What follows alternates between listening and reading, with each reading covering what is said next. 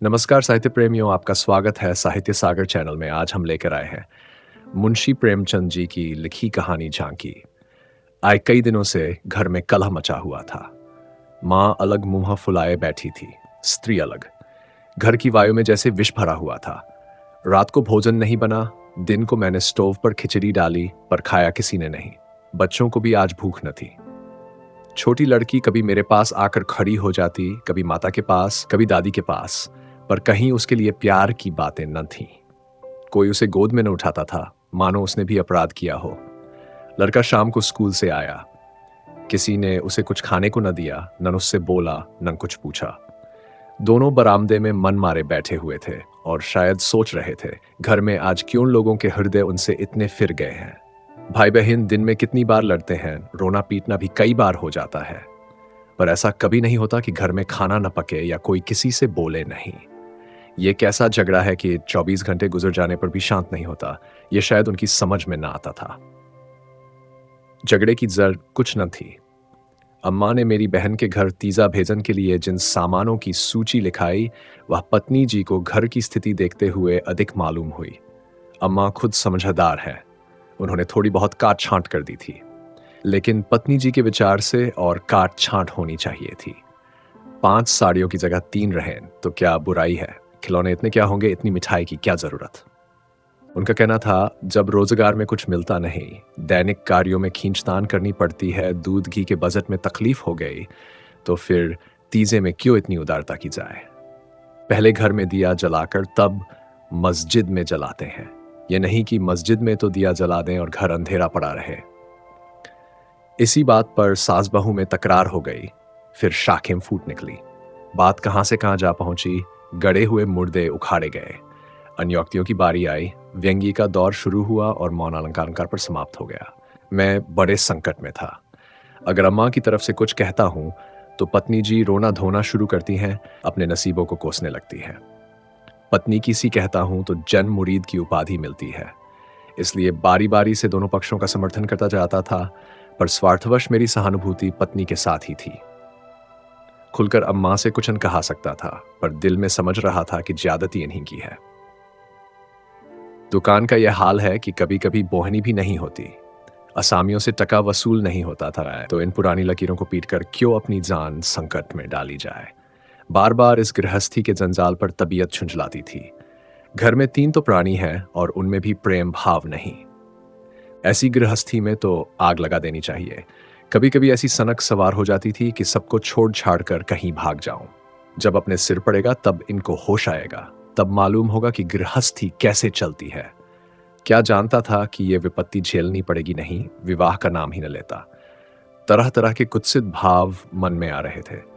कोई बात नहीं, अम्मा मुझे परेशान करना चाहती है। बहू उनके पांव नहीं दबाती, उनके सिर में तेल नहीं डालती, तो इसमें मेरा क्या दोष? मैंने उसे मना तो नहीं कर दिया है। मुझे तो सच्चा आनंद होगा यदि सास बहू में इतना प्रेम हो जाए, लेकिन यह मेरे वश की बात नहीं कि दोनों में प्रेम डाल दूं। अगर अम्मा ने अपनी सास की साड़ी धोई है, उनके पांव दबाए हैं, उनकी घुड़कियां खाई हैं, तो आज वह पुराना हिसाब बहू से क्यों चुकाना चाहती है? उन्हें क्यों नहीं दिखाई देता कि अब समय बदल गया है? बहुएं अब भयवश सास की गुलामी नहीं करती। प्रेम से चाहे उनके सिर के बाल नोच लो, लेकिन जो रोब दिखाकर उन पर शासन करना चाहो तो वह दिन लद गए। सारे शहर में जन्माष्टमी का उत्सव हो रहा था। मेरे घर में संग्राम छिड़ा हुआ था। संध्या हो गई थी, पर घर अंधेरा पड़ा था, मनहूसियत छाई हुई थी। मुझे अपनी पत्नी पर क्रोध आया। लड़ती हो लड़ो, लेकिन घर में अंधेरा क्यों रखा है? जाकर कहा, क्या आज घर में चिराग न जलेंगे? पत्नी ने मुंह फुलाकर कहा, जला क्यों नहीं लेते? तुम्हारे हाथ नहीं है? मेरी देह में आग लग गई। बोला, तो क्या जब जब तुम्हारे चरण नहीं आए थे तब घर में चिराग न जलते थे? अम्मा ने आग को हवा दी। नहीं, तब सब लोग अंधेरे ही में पड़े रहते थे। पत्नी जी को अम्मा की इस टिप्पणी ने जामे के बाहर कर दिया। बोली, जलाते होंगे मिट्टी की कुप्पी। लालटेन तो मैंने नहीं देखी, मुझे इस घर में आए 10 साल हो गए। मैंने डांटा। अच्छा चुप रहो, बहुत बड़ो नहीं।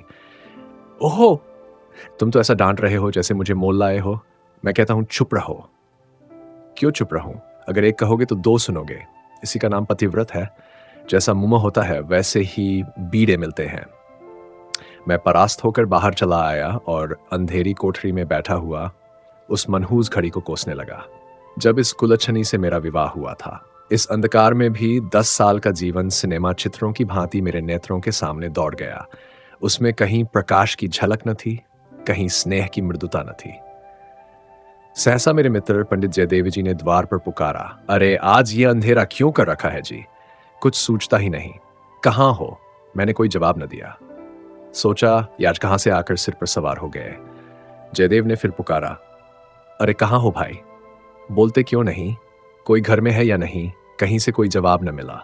जयदेव ने द्वार को इतनी जोर से झंझोड़ा कि मुझे भय हुआ कहीं दरवाजा चौकबाजू समेत गिर न पड़े।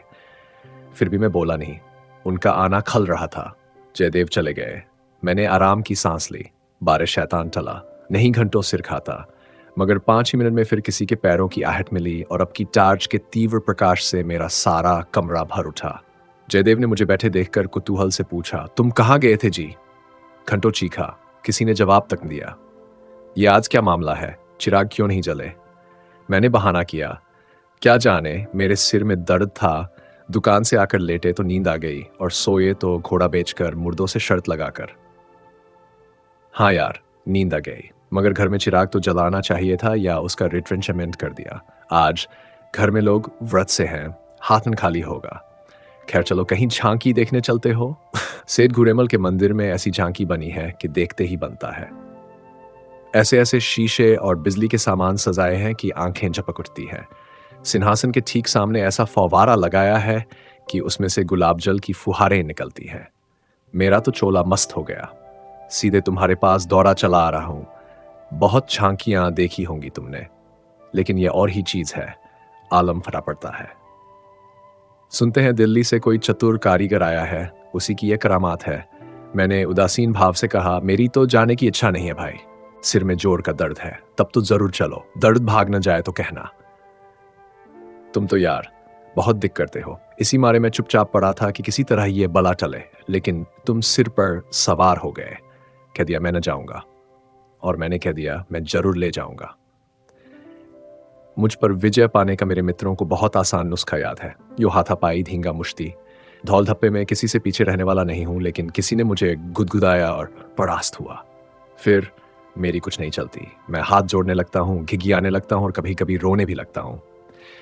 जयदेव ने वही नुस्खा आजमाया और उसकी जीत हो गई। संधि की वही शर्त ठहरी कि मैं चुपके से झांकी देखने चला चलूं। ऐसेठ घूरेलाल उन आदमियों में है जिनका प्रात को नाम ले लो तो दिन भर भोजन न मिले। उनके मक्खी चूसपने की सैकड़ों ही दंतकथाएं नगर में प्रचलित हैं। कहते हैं एक बार मारवाड़ का एक भिखारी उनके द्वार पर डट गया कि भिक्षा लेकर ही जाऊंगा। सेठ जी भी अड़ गए कि भिक्षा न दूंगा, चाहे कुछ हो। मारवाड़ी उन्हीं के देश का था। कुछ देर तो उनके पूर्वजों का बखान करता रहा, फिर उनकी निंदा करने लगा। अंत में द्वार पर लेट रहा। सेठ जी ने रत्ती भर परवाह न की। भिक्षुक भी अपनी धुन का पक्का था। सारा दिन द्वार पर बेदाना पानी पड़ा रहा और अंत में वहीं मर गया। तब सेठ जी पसीजे और उसकी क्रिया इतनी धूमधाम से की कि बहुत कम किसी ने की होगी। भिक्षुक का सत्याग्रह सेठ जी के लिए वरदान हो गया। उनके अंतकरण में भक्ति का जैसे स्रोत खुल गया। अपनी सारी संपत्ति धर्मार्थ अर्पण कर दी। हम लोग ठाकुरदारे में पहुंचे तो दर्शकों की भीड़ लगी हुई थी। कंधे से कंधा छिलता था। आने और जाने के मार्ग अलग थे। फिर भी हमें आध घंटे के बाद भीतर जाने का अवसर मिला। जयदेव सजावट देख देख कर लोटपोट हुए जाते थे, पर मुझे ऐसा मालूम होता था कि इस बनावट और सजावट के मेले में कृष्ण की आत्मा कहीं खो गई है। उनकी वह रत्नजटित बिजली से जगमगाती मूर्ति देखकर मेरे मन में ग्लानि उत्पन्न हुई। इस रूप में भी प्रेम का निवास हो सकता है? मैंने तो रत्नों में दर्प और अहंकार ही भरा देखा है। मुझे उस वक्त यही याद न रही कि ये एक करोड़पति सेठ का मंदिर है और धनी मनुष्य धन में लौटने वाले ईश्वर की ही कल्पना कर सकता है। धनी ईश्वर में ही उसकी श्रद्धा हो सकती है। जिसके पास धन नहीं, वह उसकी दया का पात्र हो सकता है, श्रद्धा का कदापि नहीं। मंदिर में जयदेव को सभी जानते हैं। उन्हें तो सभी जगह सभी जानते हैं। मंदिर के आंगन में संगीत मंडली बैठी हुई थी। केलकर जी अपने गंधर्व विद्यालय के शिष्यों के साथ तंबूरा लिए बैठे थे। पखावज, सितार, सरोद, वीणा और जाने कौन कौन बाजे, जिनके नाम भी मैं नहीं जानता, उनके शिष्यों के पास थे। कोई गीत बजाने की तैयारी हो रही थी। जयदेव को देखते ही केलकर जी ने पुकारा। मैं भी तुफैल में जा बैठा। एक क्षण में गीत शुरू हुआ, समा बद गया। जहां इतना शोरगुल था कि तोप की आवाज भी न सुनाई देती, वहां जैसे माधुरी के उस प्रवाह ने सब किसी को अपने में डुबा लिया। जो जहां था वहीं मंत्रमुग्ध सा खड़ा था। मेरी कल्पना कभी इतनी सचित्र और सजीव न थी। मेरे सामने न वह बिजली की चकाचौंध थी, न वह रत्नों की जगमगाहट, न वह भौतिक विभूतियों का समारोह। मेरे सामने वही यमुना का तट था, गुलमलताओं का घूंघट मुंह पर डाले हुए। वही मोहिनी गौएं थीं, वही गोपियों की जल क्रीड़ा, वही वंशी की मधुर ध्वनि, वही शीतल चांदनी और वही प्यारा नंद किशोर, जिसकी मुख छवि में प्रेम और वात्सल्य की ज्योति थी, जिसके दर्शनों ही से हृदय निर्मल हो जाते थे। मैं इसी आनंद विस्मृति की दशा में था कि कंसर्ट बंद हो गया और आचार्य केलकर के एक किशोर शिष्य ने ध्रुपद अलापना शुरू किया। कलाकारों की आदत है कि शब्दों को कुछ इस तरह तोड़ मरोड़ देते हैं कि अधिकांश सुनने वालों की समझ में नहीं आता कि क्या गा रहे हैं। इस गीत का एक शब्द भी मेरी समझ में ना आया, लेकिन कंठ स्वर में कुछ ऐसा मादकता भरा लालित्य था कि प्रत्येक स्वर मुझे रोमांचित कर देता था। कंठ स्वर में इतनी जादू भरी शक्ति है, इसका मुझे आज कुछ अनुभव हुआ। मन में एक नए संसार की सृष्टि होने लगी, जहां आनंद ही आनंद है, प्रेम ही प्रेम, त्याग ही त्याग। ऐसा जान पड़ा, दुख केवल चित्त की एक वृत्ति है, सत्य है केवल आनंद। एक स्वच्छ करुणा भरी कोमलता जैसे मन को मसोसने लगी। ऐसी भावना मन में उठी कि वहां जितने सज्जन बैठे हुए थे सब मेरे अपने हैं, अभिन्न हैं। फिर अतीत के गर्भ से मेरे भाई की स्मृति मूर्ति निकल आई। मेरा छोटा भाई बहुत दिन हुए मुझसे लड़कर घर की जमा जथा लेकर रंगून भाग गया था और वहीं उसका देहांत हो गया था। उसके पार्श्विक व्यवहारों को याद करके मैं उन्मत्त हो उठता था। उसे जीता पा जाता तो शायद उसका खून पी जाता, पर इस समय स्मृति मूर्ति को देखकर मेरा मन जैसे मुखरित हो उठा। उसे आलिंगन करने के लिए व्याकुल हो गया। उसने मेरे साथ, मेरी स्त्री के साथ, माता के साथ, मेरे बच्चे के साथ जो कटु, नीच और घृणास्पद व्यवहार किए थे, वह सब मुझे भूल गए। मन में केवल यही भावना थी, मेरा भैया कितना दुखी है। मुझे इस भाई के प्रति कभी इतनी ममता न हुई थी। फिर तो मन की वह दशा हो गई जिसे विह्वलता कह सकते हैं। शत्रु भाव जैसे मन से मिट गया था। जिन जिन प्राणियों से मेरा बैर भाव था, जिनसे गाली गलौज, मारपीट, मुकदमाबाजी सब कुछ हो चुकी थी, वह सभी जैसे मेरे गले में लिपट लिपट कर हंस रहे थे।